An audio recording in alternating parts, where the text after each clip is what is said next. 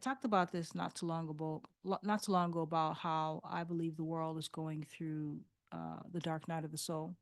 So all this immense chaos that is happening, um, the natural disasters, the wars, there's just really bizarre decisions that are being made often on our behalf, and the lack of control that we're feeling.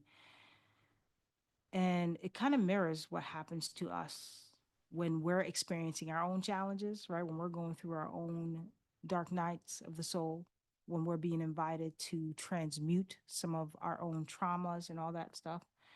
And in this process, on a collective level, the unfortunate truth is that there are casualties in this collective split.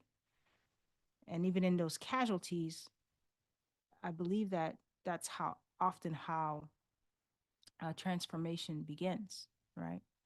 And so it's a hard pill to swallow because there's this realization that like, oh, all these challenges that are happening in my life are part of is an invitation for me to let go of certain things and belief systems and let go of a version of myself that is no longer working or no longer nourishing, right?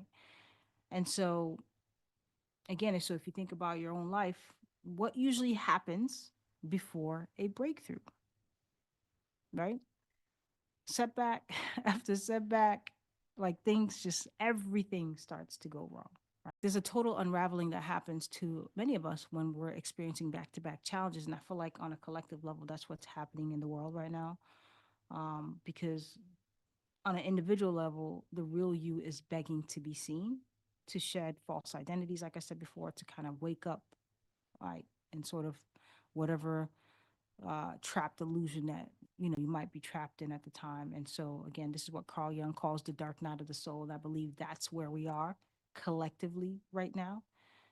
The humanity is being invited to shed, is being invited to choose which path they're going on.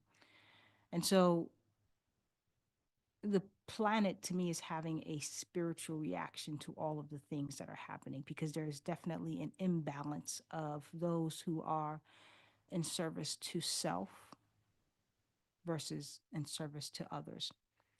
And so I believe the earth is having this really severe allergic reaction to it all. And, what happens to your body when it rejects something toxic? You kind of go through a detox emotionally, physically, maybe even spiritually, depending on what it is.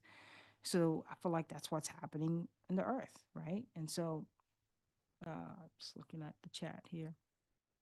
And I believe that's what all the chaos is, the wars, again, the disasters, the politics. It's like the biggest purge before healing actually takes place. Now, I'm not sure how long this purge is going to last, you know, but it's happening.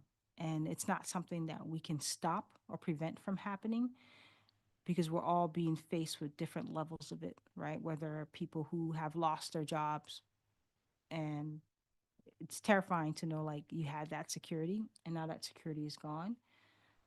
On the flip side, it could also be an invitation. Obviously, I don't know what is going on in people's lives specifically, but I know when I left my job, I was burnt out and I actually needed, like, my life had to collapse before I could finally make the decision to say, oh, I need to walk away from this because my health was in jeopardy, right? And in retrospect, like that was very scary. But now I'm like, oh my God, that was the best thing that happened to me. So it's kind of hard to see the silver lining in a lot of this chaos because a lot of it doesn't make sense right now. And I believe everything comes full circle. And I also believe that none of this stuff is happening in vain. It just, I can't wrap my head around that this stuff is happening in vain. Like, I do believe in God. I believe in one source creator, and it's not about religion. It's just about the fact that like all these casualties aren't happening by chance, by for no reason, right? And I do believe that there is something at the end of this end, right? I had a client say to me, she was actually experiencing some challenges. Actually, probably um, she was actually experiencing some challenges, and I said to her, it's a cliche thing that we usually say to a lot of people, there's a light at the end of the tunnel. And she said, I heard this from someplace else, that to find the light within the tunnel, to find the universe or God within the darkness, even before you get to the end of the tunnel. And I was like, oh wow, that's a very powerful way to kind of view things, especially when you're in the midst of like some really, really intense changes. And so there are three groups that are going to be part of the split, in my personal opinion, and this is what I see. Some people are fully in service to themselves.